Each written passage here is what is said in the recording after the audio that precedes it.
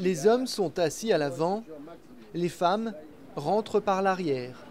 Le débat autour de la ségrégation par sexe dans les transports en commun est loin d'être terminé en Israël. À travers le pays, il y a environ 80 lignes de bus dans lesquelles les hommes et les femmes sont séparés.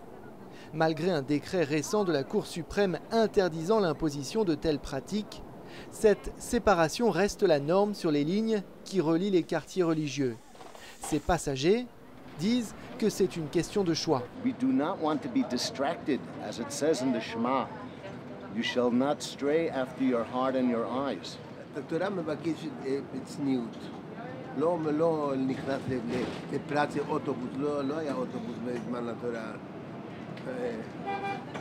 אבל הצניעות זה פשוט, בן אדם לא ישנים ביחד. Esther envoie ses filles poinçonner leur ticket à l'avant et elle va ensuite s'asseoir à l'arrière de son plein gré pour ne pas déranger les hommes, nous dit-elle.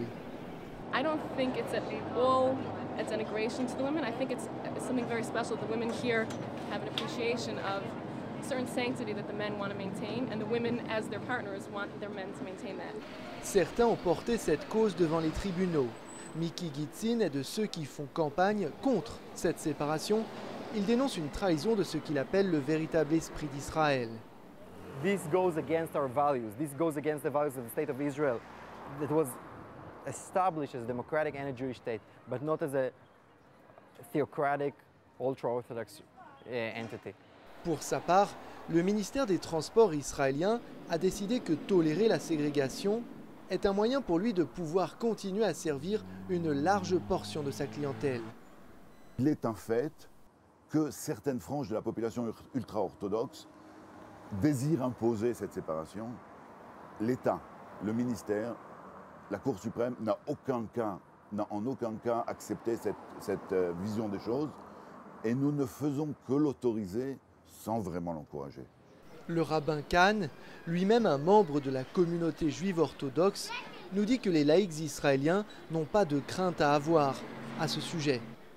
Jamais nous n'avons la prétention, en quoi que ce soit, d'imposer quoi que ce soit sur la place publique. C'est un problème à nous, remarquez bien, cette ségrégation, pour ne pas reprendre votre terme, n'existe que dans les lignes d'autobus qui desservent les quartiers religieux ou les villes religieuses. On ne trouvera pas cela sur d'autres lignes. Et c'est hors de question, et c'est évident que jamais on exigera une chose pareille. Lorsque nous avons emprunté cette ligne réputée orthodoxe, des femmes ont choisi de s'asseoir à l'avant sans que personne ne les dérange. La preuve peut être que tout le monde n'est pas d'accord sur cette question au sein de cette communauté.